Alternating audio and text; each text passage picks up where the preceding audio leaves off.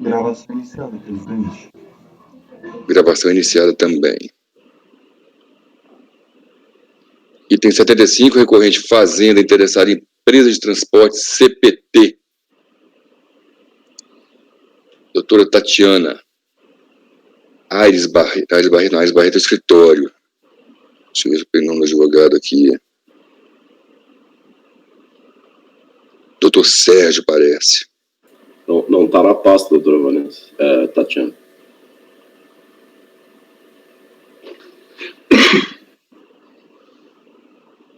Vamos aguardar a entrada do patrono. Desculpa, é o... Posso convocar o patrono, presidente? Pode convocar o patrono. Item 77? Desculpa, não escutei. Item 75, recorrente Fazenda, interessado em empresa de transporte CPT. Obrigado. Um momentinho. Eu tinha colocado 74, né? 74 está. Só um momentinho. Não, 75. 75. 74, não, estamos antecipando todas as tentações orais. Desculpa. Temos essa mais uma somente. Item 75, recorrente Fazenda, interessado em empresa de transporte CPT. Eu vou colocar aqui na pasta, por falha que eu esqueci.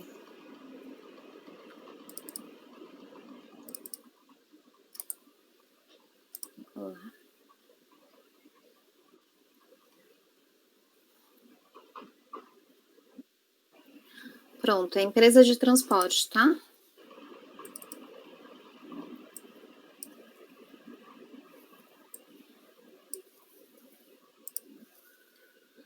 Todo mundo já conseguiu acessar? Vamos acessar aqui. Eu? Doutor Sérgio, presente. Tudo bom? Tudo bem? Bom dia, doutor Sérgio. Vou baixar a resolução aqui que eu fui orientado. Bom dia, tudo bom? Sim. Tudo bem. Presidente, eu posso relatar? Eu posso dar uma sugestão aqui. A gente podia discutir se esse assunto é competência da nossa turma antes de relatar.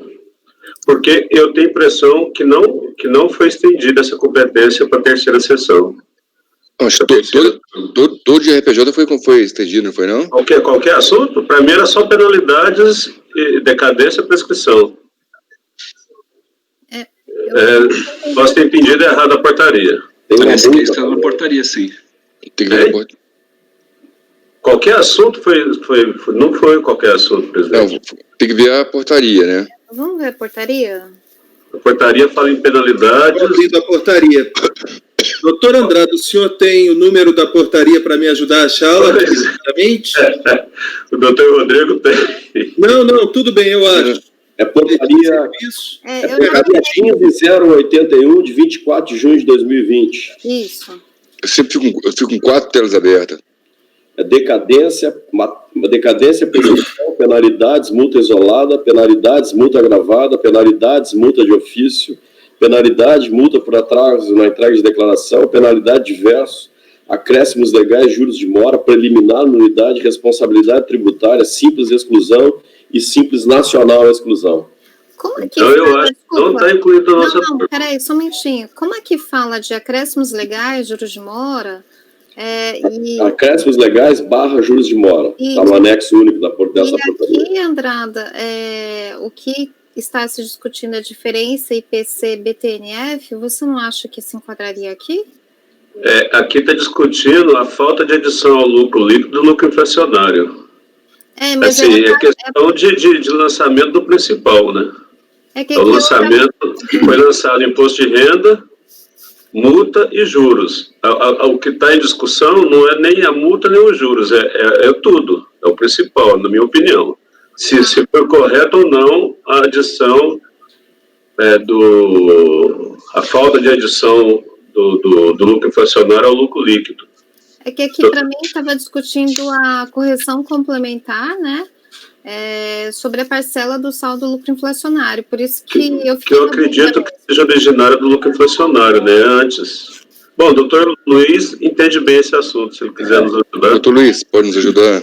Olha, nesse caso, o lucro inflacionário, ele é uma adição ao lucro líquido para apuração do lucro real, o que implica tributo, multa e juros. Implica as três coisas. Multa e juros. Tá, então estaria fora, doutor Luiz? O que subiu? Tatiana, o que subiu? A parte de... Eu vou abrir a correção monetária sobre a parcela do saldo do lucro inflacionário. Por isso que eu fiquei na dúvida também, por isso que eu fiz o acórdão, viu, doutor Luiz? Somente correção monetária? Então tá no crescimento legal. O Andrade tá falando que tem mais coisa? Não. É que o recurso... Não se trata de aplicar a correção monetária ao tributo calculado. Isso. Trata-se de considerar ou não a correção monetária na base de cálculo do imposto de renda. Ou seja, estamos discutindo a base de cálculo do imposto aqui nesse processo. Eu peço estamos discutindo a base de cálculo. A base de cálculo é o lucro apurado para fins societários, segundo lei das SA, mais adição, exclusão e compensação. Isso. Entre as adições, teríamos a realização do lucro inflacionário.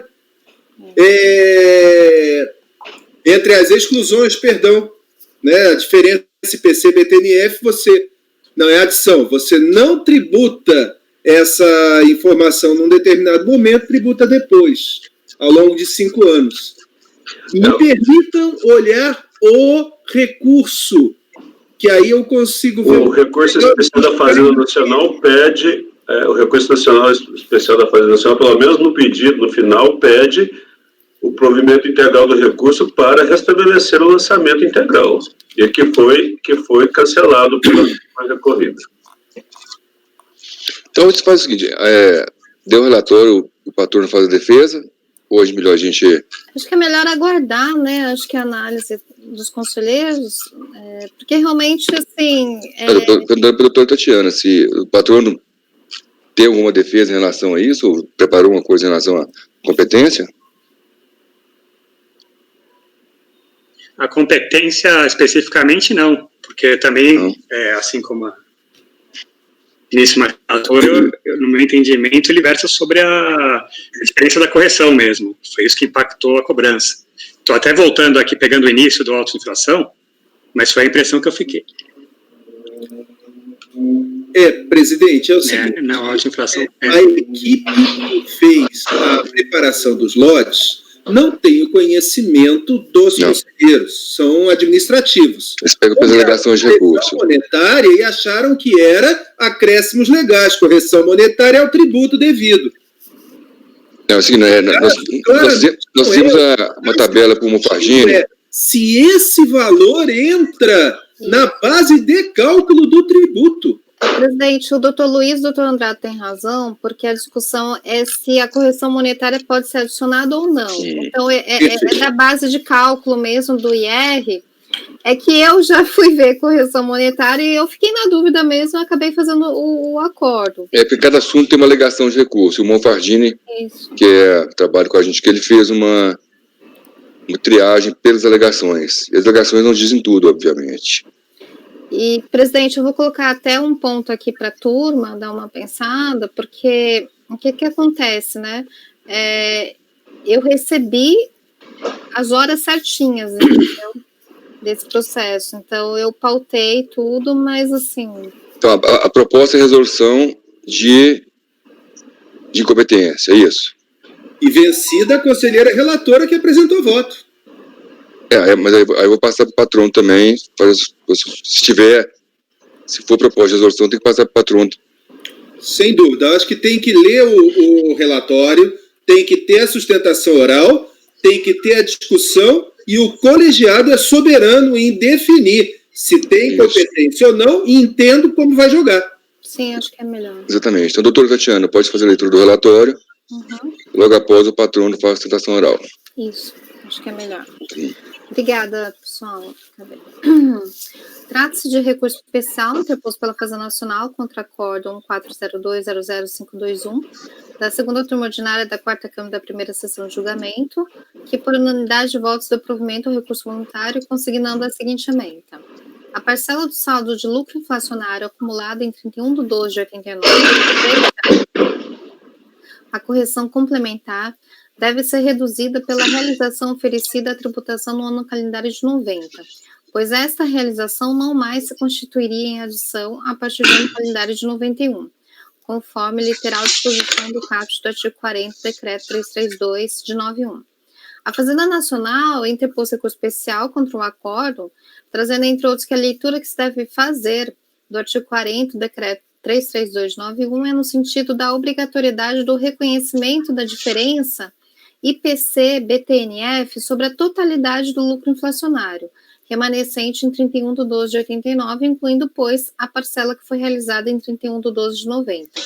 O lucro inflacionário a ser realizado em 31/12/89 teria que ser corrigido pelo IPC, desde o balanço 31/12/89. Quer-se dizer, devem ser apropriados os efeitos do IPC, verificado no decorrer do ano base de 90.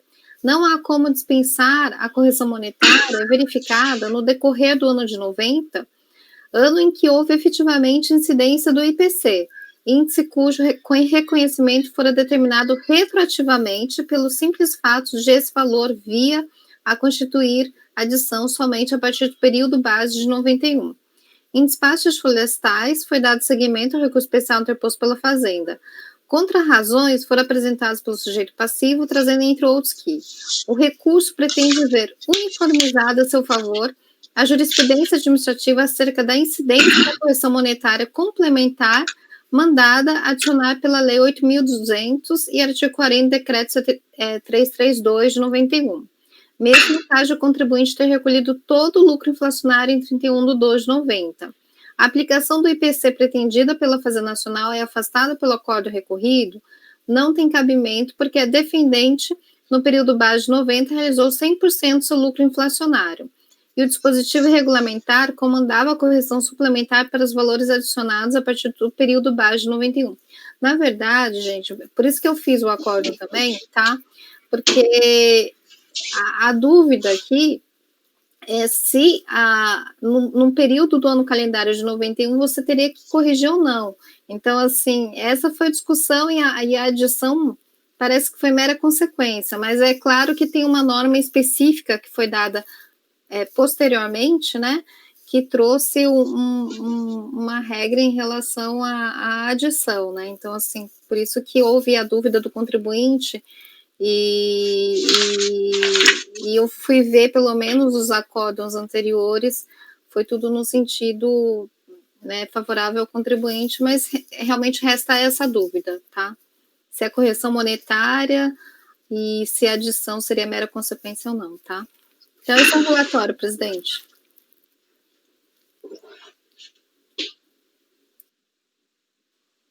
Doutor Sérgio tem 15 minutos.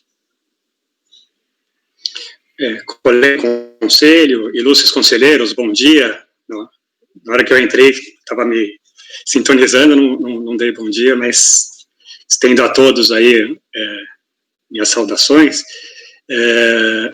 Com relação a esse tema, me parece que ele comporta uma solução relativamente simples, à medida em que o acórdão que foi utilizado pela Fazenda, o único acórdão que serviu de paradigma, ele já foi reformado pela Câmara Superior. Ela utilizou o acórdão 103.23.625, que foi reformado, né, no bojo do acórdão 91010048, no qual foi dado provimento ao recurso especial do contribuinte e restou consignado exatamente a tese que a recorrida quer ver prevalecer. Na ementa desse acórdão, restou consignado que não havia obrigação de se apurar a correção monetária da diferença do IPC/BTNF sobre o saldo do lucro inflacionário em 31/12/89, quando o mesmo tivesse sido integralmente tributado em 31/12/90. Isso porque tal determinação só existia para os valores que constituiriam adição, exclusão ou compensação, a partir do ano calendário 91, conforme disposto no artigo 40 do Decreto 332 de 91. Ou seja, prevaleceu o entendimento defendido pela recorrida, não merecendo ser conhecido o recurso especial da Fazenda, com base no que dispõe o artigo 67, parágrafo 15 do regimento interno desse colém do CARF, na medida em que não servirá como paradigma do acórdão, que na data da interposição do recurso tenha sido reformado na matéria que aproveitaria o recorrente, quer dizer, na medida em que tenha a reforma integral do acórdão que serviu como paradigma, a hipótese é de não cabimento, de não conhecimento, sequer há de ser julgado o recurso, certo? Então, me parece que a questão de competência, ela é pertinente, etc. e tal, mas só se estaria remetendo para uma outra Câmara um recurso que já nasceu natimorto. Quer dizer, já nasceu natimorto, não, mas ele foi, ao longo do tempo, perdeu seu objeto, perdeu sua possibilidade de análise à medida em que se apoia num julgado que foi reformado, e isso é pré-requisito com base no regimento interno do CARF. Então, não poderia ser analisado. Não só por isso. O argumento central do acórdão recorrido, ele repousa justamente no fato de que, em outro caso análogo, com a recorrida da mesma matéria, exatamente como bem citou a ilustre relatora, a 8ª Câmara do primeiro Conselho do CARF julgou a tese de forma favorável ao contribuinte. E naquela oportunidade, a Fazenda sequer recorreu, né? Então já tem um entendimento da tese favorável ao contribuinte, envolvendo o tema, né, num período anterior, a hora discutido, e restou consignado no acórdão que, em se tratando de matéria que já foi decidida nesse conselho e não foi objeto de recurso pela Fazenda, cabe provimento ao recurso voluntário. Esse argumento não foi objeto não foi discutido no recurso especial. Então, tenho para mim que, à medida em que o principal argumento do acórdão não foi atacado, e com base nesse argumento ele é suficiente para fazer prevalecer a tese sustentada no acórdão, não há como se conhecer do recurso também por esse motivo. Ou seja, há dois graves vícios que impedem a análise do recurso especial. No mérito, caso a ele se chegue, o que não se espera, melhor sorte não assiste a recorrente, porque, de fato, a aplicação do IPC, pretendida pela Fazenda e acertadamente afastada pelo acórdão recorrido, não tem cabimento no caso vertente, uma vez que a recorrida, nesse período base de 90, realizou 100% do saldo do seu lucro inflacionário. O artigo 40 do decreto 332 de 91, ele é claro, ele determinava a correção suplementar para os valores adicionados a partir do período base de 91. Em prestígio aí ao princípio constitucional da retroatividade, da integridade da lei, constitucional / legal, né?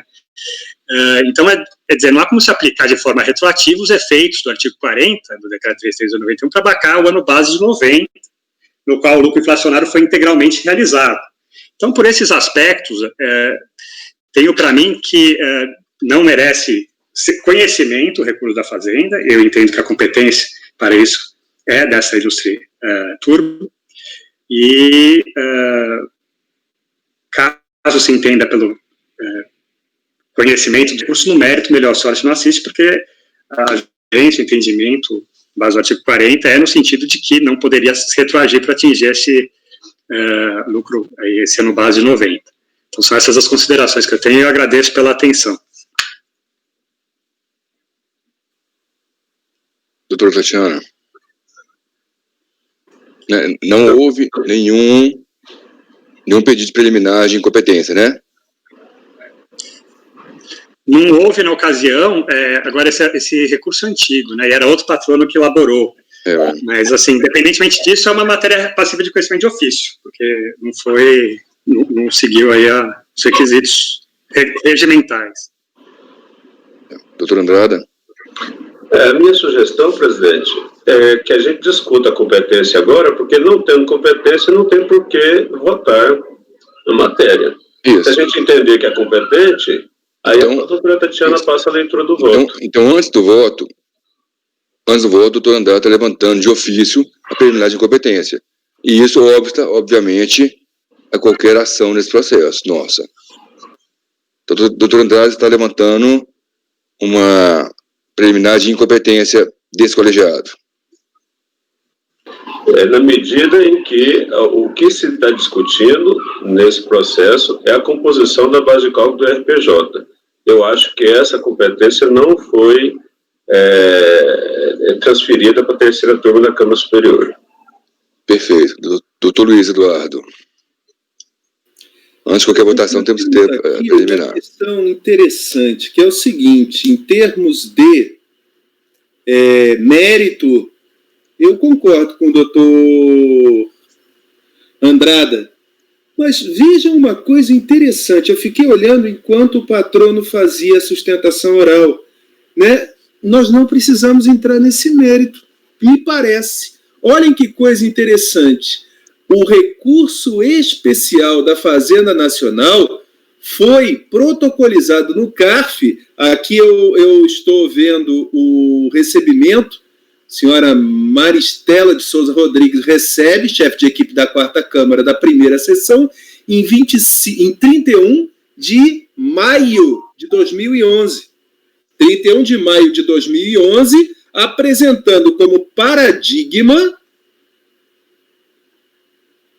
o acórdão 103.23.625. 103.23.625. 103.23.625 está aqui. Esse acórdão 103.23.625 é do processo da usina Cansação de Sirimbu. Agora, esse processo, ele foi julgado pela Câmara Superior e a decisão foi publicada 2 meses antes do recurso especial, em 25/3, ou seja, de março de 2011, reformando o paradigma. Eu tenho um paradigma reformado antes da apresentação do recurso pela Fazenda, publicado a reforma no sítio. Ou seja, me parece aqui que o assunto a gente não entraria no mérito. E aí, o fato de ter ou não competência não prejudicaria, porque estamos julgando somente normas gerais para qual temos competência. Se entrasse no mérito, eu concordaria com o doutor Andrada. Me parece que, se nós não entrarmos no mérito, seria possível julgar. Mas isso eu coloco para o colegiado analisar, porque, pela norma de direito processual, competência é vista antes de entrar, inclusive, no conhecimento.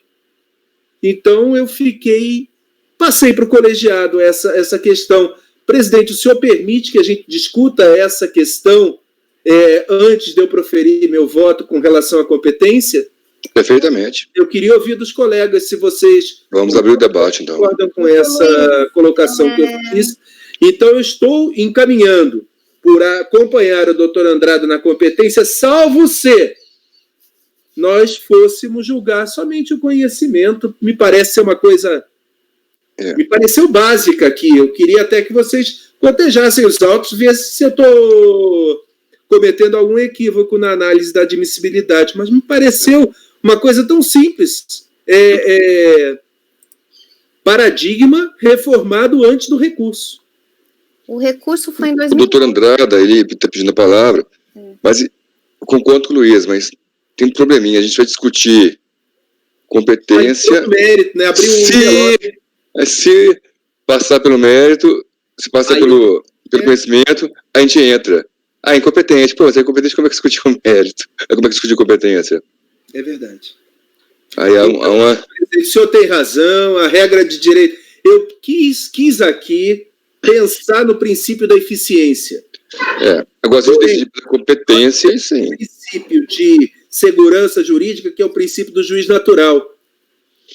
Ato proferido, ato realizado por alguém que não tem competência é nulo ab início, e aí a minha eficiência se perderia, porque voltaria tudo para depois ser julgado por quem tem competência. Inclusive, vai ter um embargo em cima desse possível não conhecimento.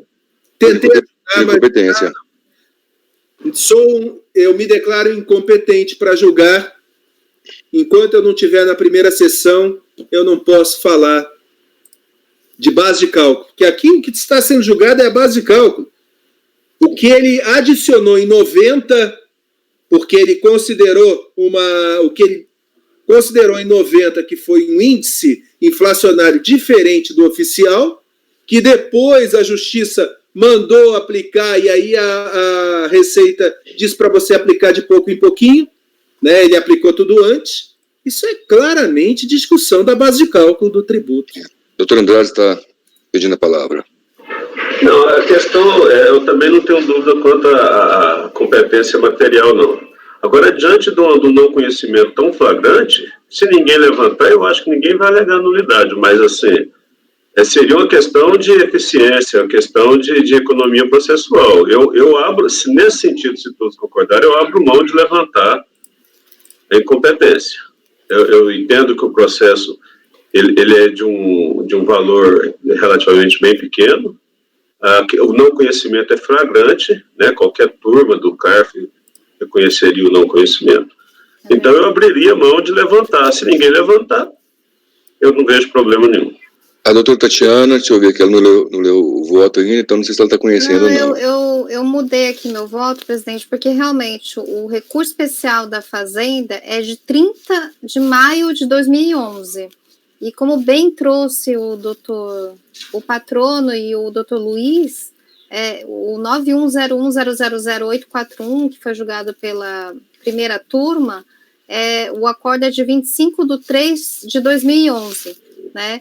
Então, realmente, o recurso da Fazenda foi posterior à reforma. Então, eu aplicaria o parágrafo... Qual que é o parágrafo, gente? Desculpa. O parágrafo... 14. É 14? Aqui é o 14 do artigo 67, né? Não, peraí, somente contra decisão... não, 15, né? Não servirá como paradigma o acordo que na data da interposição do recurso tenha sido reformado na matéria que aproveitaria o recorrente. Eu acho que é esse dispositivo aqui que eu aplicaria do artigo 67, né? Para não conhecer. O doutor Luiz também, pelo que ele falou, a gente é incompetente para julgar a matéria, o mérito, né? A gente não está julgando o mérito, né, presidente? Ficaria estranho se conhecesse e fosse julgar, mas diante da... Parece, pelo que eu estou vendo, o consenso aqui vai ser de não conhecimento. O doutor Tatiana está mudando o voto. Isso. Então ele está propondo não conhecer. Então vamos fazer a votação de não conhecimento. Pelo princípio da eficiência, realmente, a gente não vai estar julgando matéria alheia à nossa competência. Ele está julgando normas gerais, conhecimento. E se fosse no mérito, daí sim a gente julgaria a competência. Aí eu mesmo levantaria a preliminar, né? A preliminar. Perfeito. Acompanhe a relatora, presidente. Quem está com o filhinho gritando aí? Não, é a Andrada. Netinha, né? Netinha está aí, eu tô ouvindo. Cecília, tô ouvindo ela falar aí. Então vamos organizar a votação. Já houve citação oral, a doutora Tatiana está modificando, propondo não conhecimento. É isso, doutora Tatiana? Confirma? Confirmo, presidente. Vamos deixar bem registrado, porque a sessão é gravada.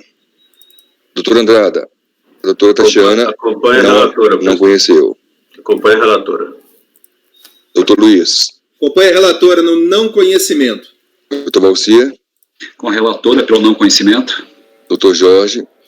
Eu acompanho ela, presidente, mas como o doutor Luiz mesmo falou, a Fazenda pode embargar e talvez... Mas, pelo princípio da eficiência, eu concordo. E também não é pelo valor que nós estamos discutindo conhecimento, mas concordo. Doutora Vanessa. Eu acompanho a relatora, presidente. Doutora Érica. Acompanho a relatora pelo não conhecimento. Doutora Vanessa. Eu acompanho a relatora pelo não conhecimento. E até, doutora Tatiana, se quiser anotar, tem um acórdão que... Sim, vários acórdãos da nossa turma que a gente já decidiu quando o paradigma é reformado antes da interposição, só para facilitar a redação do acórdão. É o 9303007898. Bem nesse sentido mesmo. Obrigada, doutora Vanessa, já anotei aqui. Então, diante do princípio da informalidade e do patente não conhecimento, e nós não estamos usurpando competência, nós estamos votando matéria alheia a que nos foi permitida. Eu também estou não conhecendo o recurso, princípio da eficiência e da relativa informalidade do processo administrativo. Eu só falo princípio da relatividade, eu não concordo muito não, eu falo relativa informalidade. Ou relativa formalidade, os dois servem. Não conheço também. Então, esse é o item. Qual é esse, doutora Tatiana? Não tem número aqui. Presidente. 75. Item 75, recorrente Fazenda, interessado em empresa de transporte CPT, foi não conhecido por unanimidade de votos. Esse é o resultado proclamado. Muito obrigado a todos. Obrigado, doutor. Bom dia. Até uma próxima. Obrigado. Boa discussão. Gerou uma boa discussão. Sim. Deixa eu ver qual que é o próximo aqui. Achei o último. 79, doutor Valcir.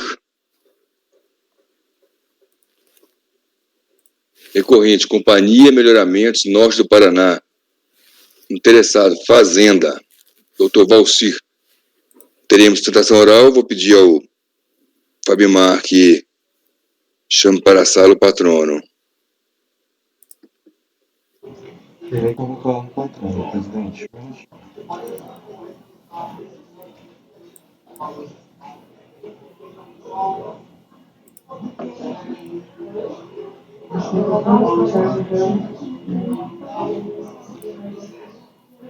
Item 79 da pauta, doutora Calinca, seu processo será julgado agora. Vamos verificar a mensagem privada no chat. Item 79 da pauta, doutora Calinca, seu processo será julgado agora. Vamos verificar a mensagem privada no chat.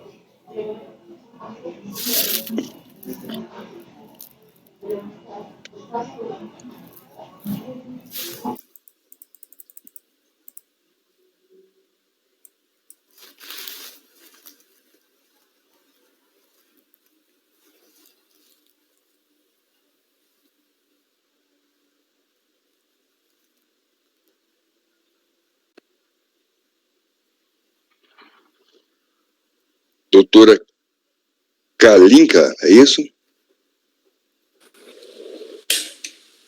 Kalinka, bom dia. Doutora Kalinka Bravo, bom dia, doutora. Vamos julgar agora o item 79, né, que eu falei. Isso. 79. Recorrente, Companhia Melhoramentos Norte do Paraná. Interessado fazendo, doutor Valcir Gassen. Com a palavra o relator. Obrigado. Trata-se de recurso especial interposto pelo contribuinte em face do acórdão 12.01.002.109, proferido pela primeira turma ordinária da segunda Câmara da primeira sessão do julgamento do CARF, que por unanimidade de votos em dar provimento parcial ao recurso voluntário. A ementa é a seguinte: no lançamento de ofício de crédito tributário, objeto de discussão judicial, dispensa-se a exigência dos juros de mora e da multa de ofício dos valores depositados. Cabe mencionar que foi apresentado por parte do contribuinte em base de declaração, em que se alegou o vício da contradição, em despacho em embargos, rejeitaram-se os mesmos, e, por intermédio do despacho de exame de admissibilidade de recurso especial, de agosto de 2019, deu-se seguimento ao recurso interposto pelo contribuinte. A Fazenda Nacional apresentou contrarrazões em que pede o não conhecimento, caso seja conhecido, que seja negado provimento ao recurso do contribuinte. Esse é o relatório. Doutor, tem 15 minutos.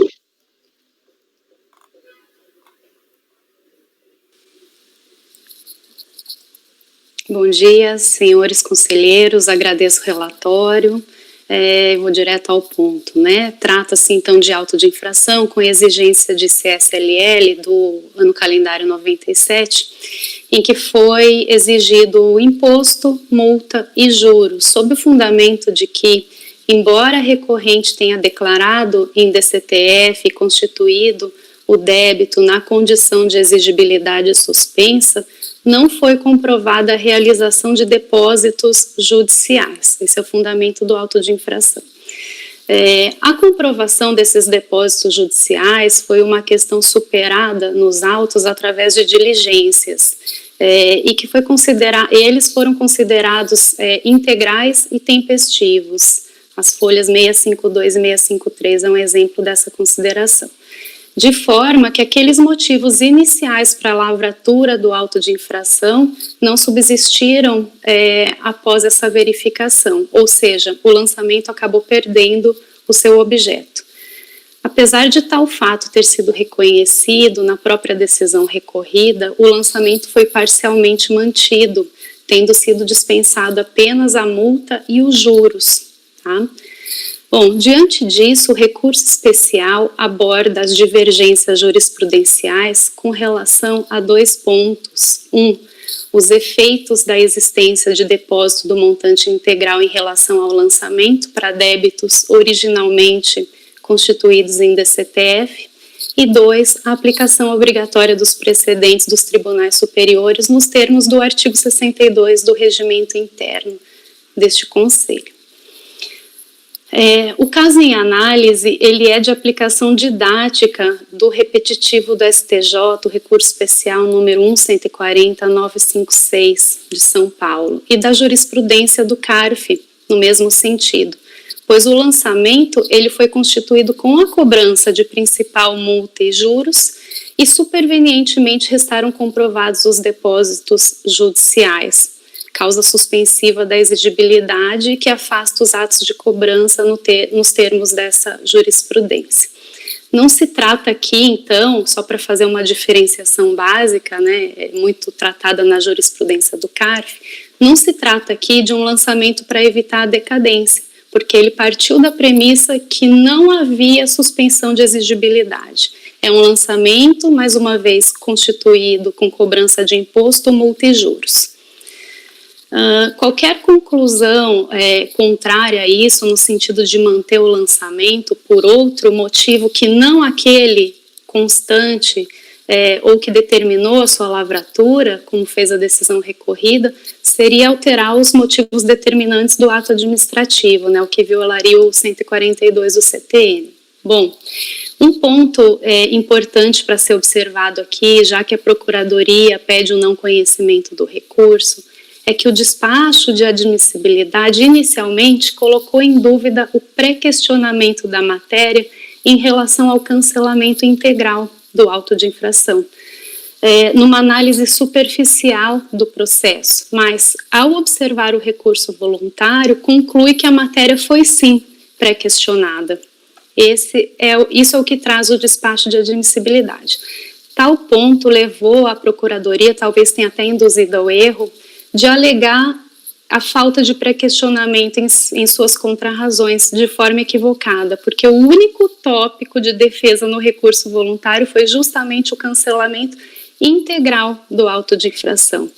O que foi analisado no despacho de admissibilidade e o que deve ser analisado aqui também para conhecimento do recurso.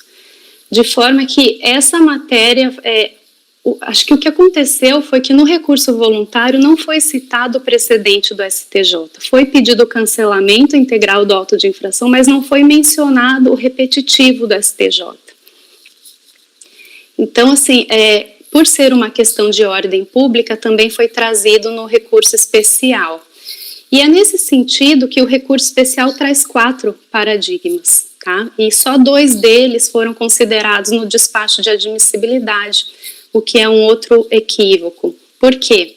Nos 2 primeiros acórdãos trazidos, paradigmas 9101-003-061 e paradigma 1401-002-053, esses acórdãos fundamentaram a divergência jurisprudencial quanto à necessidade de cancelamento de autos de infração quando se tem um tributo com exigibilidade suspensa por força de depósito judicial.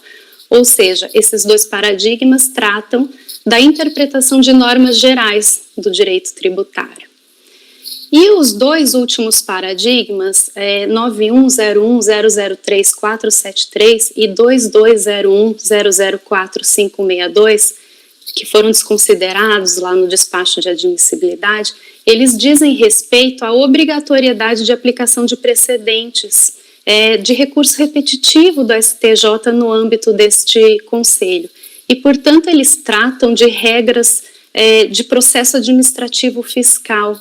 Eles poderiam ser relativos a qualquer matéria de fundo, mas nós selecionamos justamente discussões acerca de aplicação de precedentes com a mesma matéria de fundo, que é a questão do depósito judicial.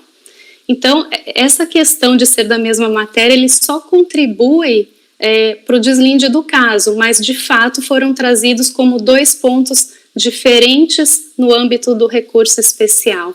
E, portanto, pede-se aqui que eles sejam considerados nas 2 diferentes óticas, normas de direito material e normas de direito processual.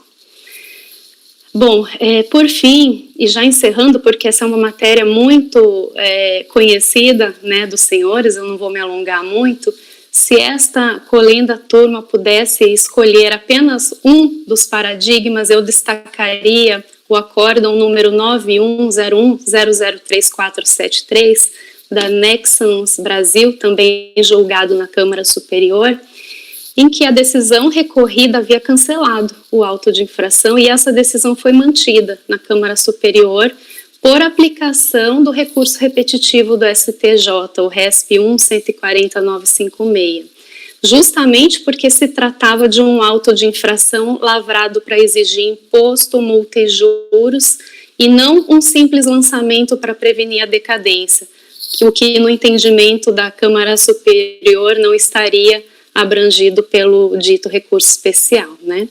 Então, é nesse sentido que a recorrente requer a aplicação do mesmo entendimento ao caso concreto, cancelando o auto de infração lavrado, também sem suspensão de exigibilidade, com exigência de multa e juros, tendo em vista restar definitivamente incontroverso nos autos a comprovação dos depósitos judiciais, numa aplicação aí didática do recurso repetitivo do STJ e da jurisprudência deste egrégio conselho, e em respeito às normas de direito material e, de outro lado, também às normas atinentes ao processo administrativo fiscal, conforme a sequência dos 4 paradigmas apresentados.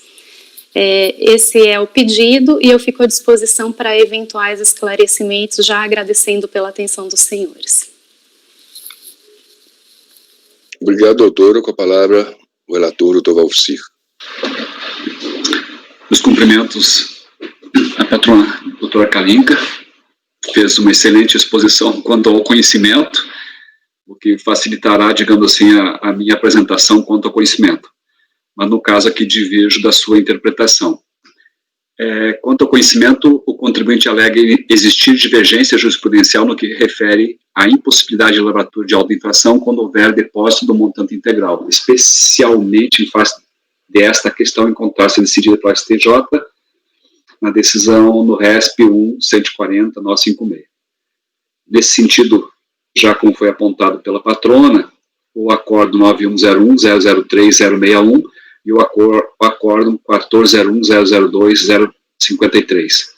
Com a devida vênia do despacho do exame de admissibilidade de recurso especial, entende-se que o recurso não deve ser conhecido. Constata-se que a matéria não foi objeto de pré-questionamento, conforme pode se apurar no próprio despacho. Em princípio, não se verifica que tal matéria tenha sido debatida de forma explícita no recorrido, mesmo porque a recorrente não levantou tal matéria diretamente, dado que concentrou toda a sua defesa no sentido de que fosse reconhecido em sua plenitude apenas alguns efeitos dos seus depósitos judiciais, terem sido feitos em montantes integrais, conforme resultado de diligência, cancelamento da multa de mora e suspensão da exigibilidade.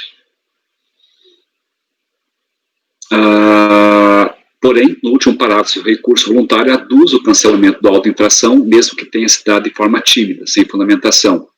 Ademais, a título de argumentação, o Ministério se faz mencionar que caso a decisão administrativa não seja reformada para cancelar o crédito tributário, então, no mínimo, esta deve ser anulada, tendo em vista a contradição dos argumentos utilizados pelo julgador para o cancelamento da multa e para a manutenção da obrigação principal. Vou passar aqui para a frente. Entende-se que o fato de o contribuinte não ter tratado dessa matéria diretamente e com a devida fundamentação configura-se ausência de pré-questionamento. Outra questão que se constata para o não conhecimento refere-se ao fato de que o objeto do recurso especial, da impossibilidade de lavratura de auto de infração, quando houver depósito do montante integral, não foi objeto de deliberação no acordo recorrido. Por fim, o contribuinte não indica em seu recurso qual é a legislação que foi interpretada de forma diferente pelo CARF. Cita-se trecho do próprio despacho da admissibilidade para bem esclarecer a ausência de divergência jurisprudencial. Enquanto no recorrido, em situação fática assemelhada, abraçou o entendimento que a suspensão da exigibilidade em face do depósito judicial no montante integral não afastaria a hipótese de constituição do crédito tributário para prevenir a decadência, mas tão somente o cancelamento da multa de mora. Não houve, no caso, qualquer pronunciamento a respeito da aplicação ou não da posição do STJ. De outra banda, nos paradigmas, nessas mesmas circunstâncias, na esteira do entendimento do STJ, na sistemática de repetitivos, abraçou-se o entendimento de que as causas suspensivas da exigibilidade do crédito tributário, tal qual o depósito do montante integral, impediriam a realização pelo fisco de atos de cobrança, incluindo aí a lavratura do auto de infração. Então, do exposto por falta de pré-questionamento da matéria e por se tratar de matérias distintas entre o acordo recorrido, que tratou apenas o cancelamento da multa de ofício e juros de mora, em caso na constituição de crédito tributário para prevenir decadência, quando suspensa a exigibilidade em razão de depósito judicial, e os acordos paradigmas que tiveram por matéria a impossibilidade de lançamento fiscal quando do depósito integral, vota-se por não conhecer do recurso especial interposto pelo contribuinte. Esse é o meu voto, senhor presidente, sobre o conhecimento. Obrigado, doutor Valci. Parabéns pelo voto. Doutor Andrada. Também parabenizo o voto do doutor Valci. Concordo com a falta de pré-questionamento. A tese é impossível reconhecer o recurso especial, porém eu faço uma leitura diferente, doutor Valci, em relação ao pré-questionamento. De fato, essa matéria não foi discutida no acordo recorrido, né? Mas eu tenho entendimento que, com a apresentação dos embargos, mesmo eles tendo sido negados, eu acho que complementa a questão do pré-questionamento. Então, concordando com o fundamento dele, mas negando pela visão diferenciada do presente processo, eu entendo pelo conhecimento do recurso, presidente. Com a devida vênia, doutor Valci. Conhecendo. Doutora Tatiana. Aqui eu também fui ver o processo, e aqui tem que os embargos apresentados pelo sujeito passivo, ele traz a seguinte contradição, né? O cancelamento do auto de infração não inviabiliza a conversão em renda dos depósitos em favor da União Federal, uma vez que, além de suspender a exigibilidade dos 10 depósitos judiciais, equivale ao próprio lançamento da CSLL, conforme o entendimento já pacificado e também adotado pelo STJ em sede de recurso repetitivo e tal. E assim, os embargos, foram rejeitados, mas nos termos, acho que do artigo 1025 lá do CPC, do Código de Processo Civil, ainda que os acordos sejam rejeitados, ele serve para fins de pré-questionamento, né, da matéria. Então, eu peço vênia ao relator, eu conheço o recurso, eu acompanho a divergência, aberto pelo doutor Andrada.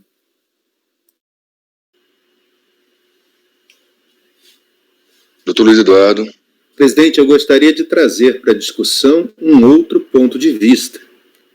Eu em tese, não aplico a simples questão, o simples raciocínio de que o embargo supre o pré-questionamento. O embargo supre o pré-questionamento se isso estava no recurso voluntário. Se isso não estava no recurso voluntário, não adianta embargar, porque isso não supre. Aí, essa é a primeira questão que eu devo colocar, porque com todas as vênias e o respeito que eu tenho pelos que me antecederam, né, me parece que esse ponto de vista não foi abordado até agora, e para mim ele é fundamental. Outra coisa importante, que aí eu peço vênia, parabenizando pela clareza do relatório, que facilitem muito a gente fazer o voto, né, ao conselheiro relator, doutor Valci, eu gostaria de discutir com vocês a diferença entre matéria em litígio e fundamento para a matéria. Eu não tenho dúvida de que no voluntário, eu li o acórdão recorrido rapidamente enquanto estava sendo feita a sustentação oral, e o pedido é cancelamento do auto. Ora, cancelamento do auto é também pedido no recurso especial, ou seja, é o mesmo pedido. O que está sendo discutido é o motivo de se pedir. Por que que eu vou fazer isso? Se eu poderia fazer a referência de ofício, porque isso é fundamento. Eu não estou tendo uma decisão extra petita. O pedido é o mesmo desde o voluntário. Então, eu não vejo o problema do pré-questionamento que está sendo discutido até agora. A matéria em discussão é: esse auto com exigibilidade suspensa tem que ser cancelado ou não? A decisão recorrida entendeu que não, e o contribuinte apresenta recurso especial repetindo o mesmo pedido do voluntário e trazendo algumas informações, fundamentações extras que ele achou na jurisprudência. Isso, para mim, é divergência para eu dizer se é para cancelar ou não.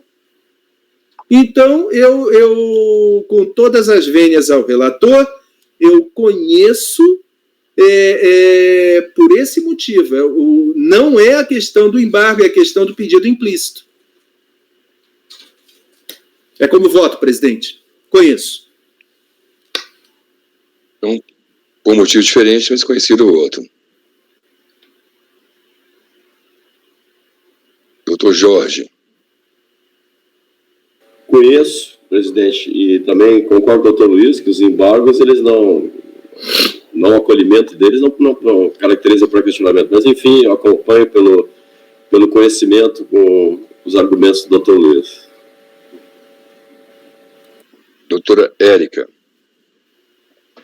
Tanto os documentos do Andrade, eu também entendo que os embargos já faz o pré-questionamento dali, mas também com os esclarecimentos do doutor Luiz, eu entendo que deve ser conhecido. Doutora Vanessa. Eu peço bem ao relator, doutor Valcir, mas eu entendo que deve ser conhecido o recurso. Entendo que foi pré-questionado, então, que daria supriria esse requisito. Eu também gosto mais de discutir o mérito. Se há indícios de conhecimento, eu conheço. O doutor Valcir é mais rigoroso que eu no conhecimento. Sempre foi. Eu estou conhecendo também o recurso. Então, por maioria de votos... Só um minutinho, senhor presidente. Sim. Muito longe do espírito de colegialidade referido pela ministra, né, naquela situação fática em específico, tem um carinho muito grande pelo colegiado, e principalmente pelos argumentos expostos pelo doutor Andrada, doutor Luiz Eduardo e todos os colegas.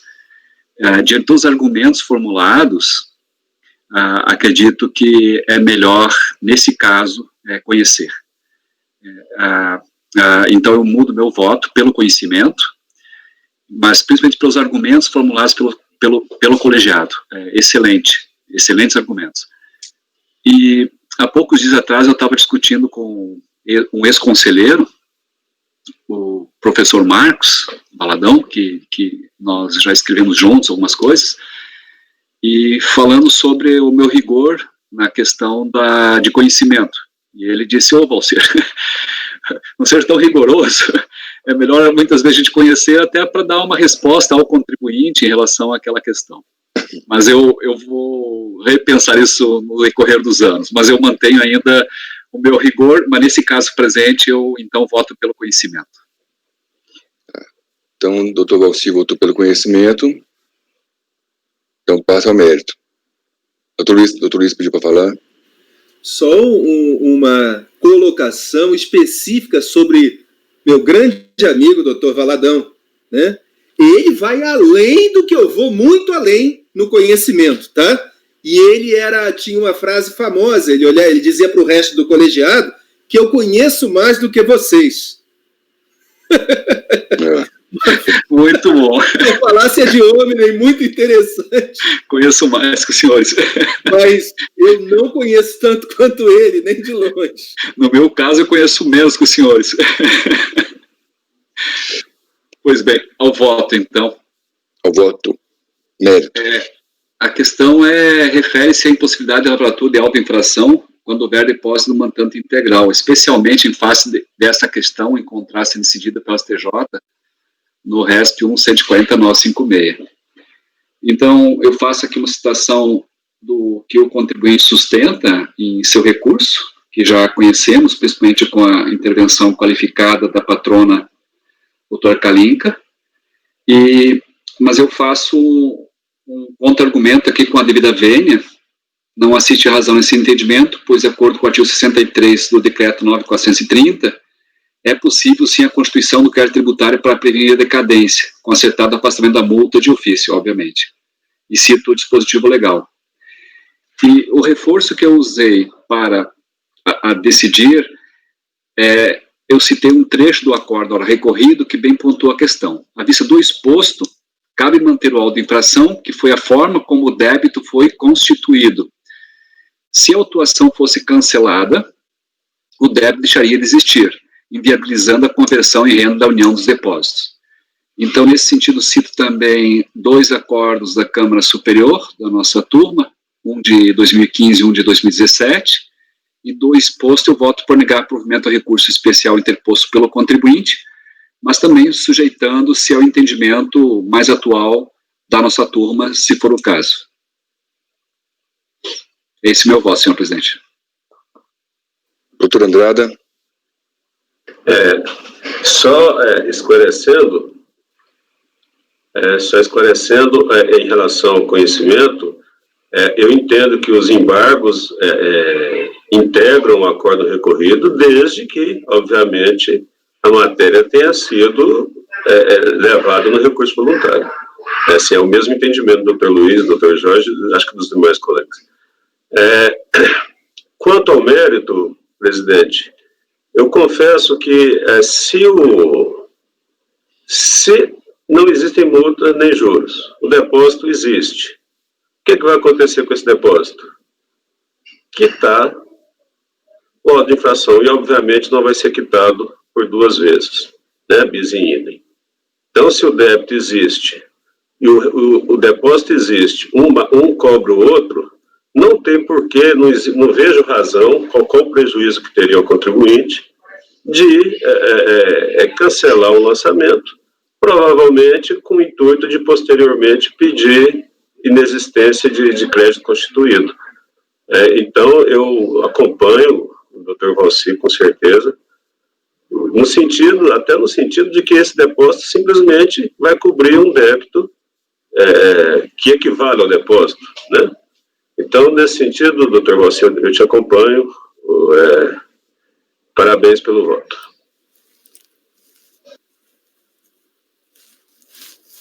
Doutora Tatiana. Bom, nesse caso, houve depósito integral, né? Nesse caso. Então, assim, o artigo 63 da 9.430, ele fala que realmente tem que ter a constituição, né, do crédito através de lançamento para prevenir a decadência, mas em relação às seguintes hipóteses, né, inciso 4 e 5, que tratam de liminar a mandado de segurança. Aí, realmente, se a autoridade fiscal não fizer o lançamento, porque o contribuinte tem liminar para não recolher, realmente perde, né, o prazo para lançar. Agora, quando tem um depósito judicial, tanto que o artigo 63 não trouxe essa hipótese de depósito judicial integral, eu entendo que não é necessário o lançamento, né? E por quê? Porque se o contribuinte perder, por exemplo, provavelmente vai ser convertido em renda da União, então não é necessário, nesse caso, o lançamento, né? Inclusive, no judiciário, no âmbito do judiciário, a discussão é até invertida, né? Porque a Fazenda fala que não é necessário o lançamento, né? E o contribuinte fala que é necessário o lançamento para falar da decadência. Então, assim, você vê que assim, fica invertido até a discussão, né? Mas então, eu entendo dessa forma que nesse caso aí de depósito judicial não é necessário o lançamento. Então, eu peço vênia ao relator e continuo com essa minha posição. A famosa discussão. É a famosa discussão. Necessidade ou ser despiciando. Mas lá no judiciário a discussão é invertida. Fica engraçado. Doutor Luiz. Presidente, enquanto os que me antecederam proferiram seu voto, eu tomei aqui o cuidado de olhar a decisão citada como matéria de recurso especial do STJ.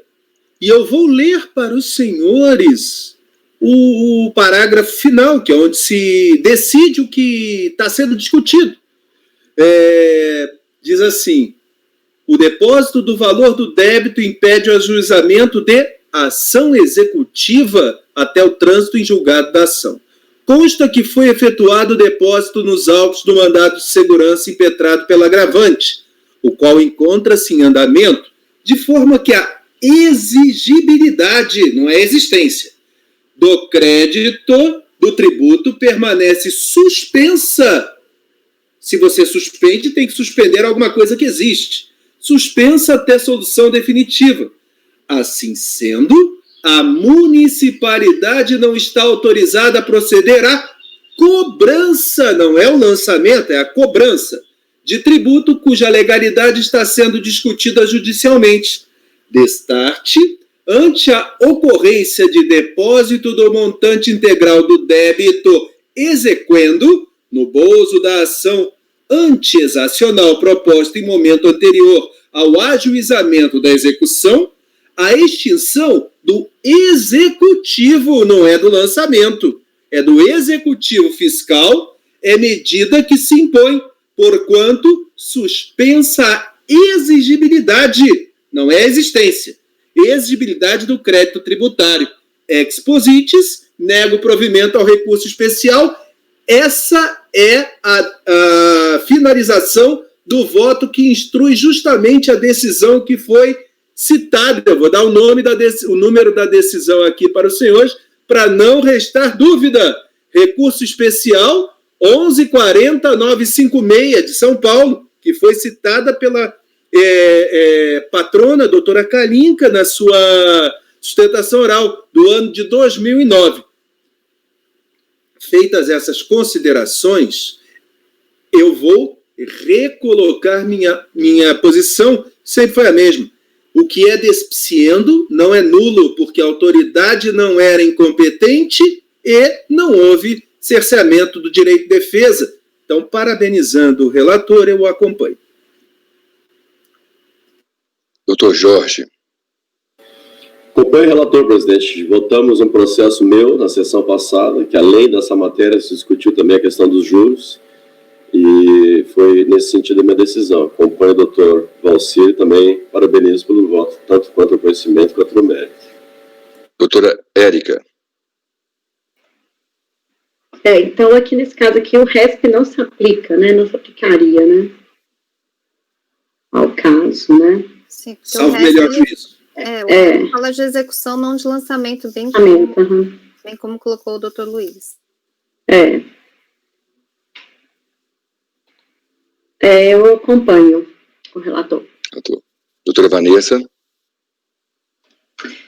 Presidente, aqui já é uma matéria que vem sendo discutida pelo colegiado, até o doutor Valcir cita no voto acórdãos da nossa turma, e eu mantenho meu entendimento e acompanho o relator.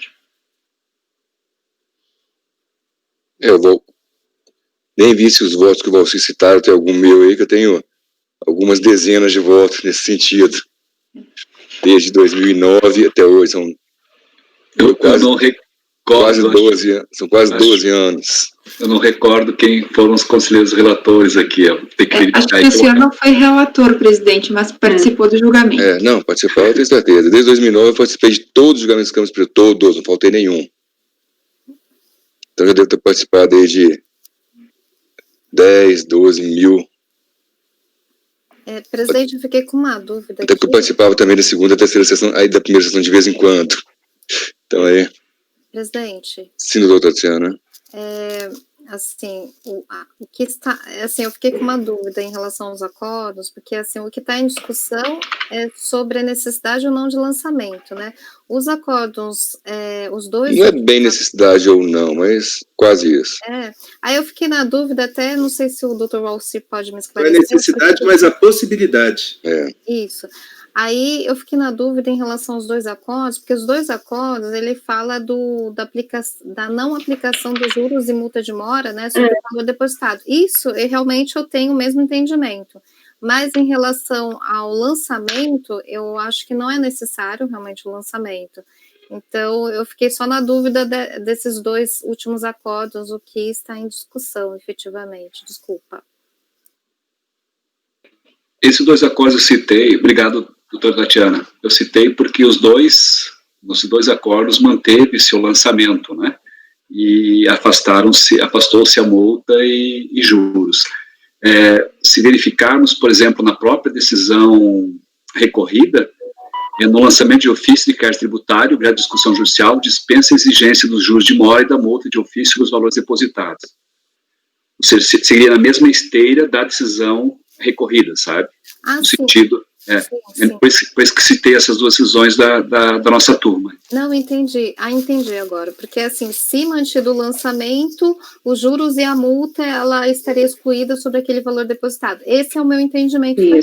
Mas eu estou indo só na primeira matéria, tá? Só para deixar mais claro, inclusive para a patrona, que eu entendo que realmente não há que se falar em lançamento. Então, é mais nesse sentido. Mas obrigado, doutor Walter. A senhora está dando provimento ao recurso. Eu também voto, né, como já estava votando aqui, por inúmeras vezes, devo ter participado, como diz, uns 10 mil julgamentos só na Câmara Superior, tem uns turma ordinária, antigamente, etc, e tal. Então, estou negando provimento ao recurso. Então, foi por maioria de votos, negou-se provimento ao recurso, vencida a conselheira Tatiana. Obrigado, doutora. E agora a gente vai fazer um intervalo para o almoço. Então, obrigada, senhores conselheiros. Obrigado, bom almoço, boa tarde. Boa tarde. Então, estou aqui, vou encerrar aqui a gravação. Também encerrei a gravação, presidente.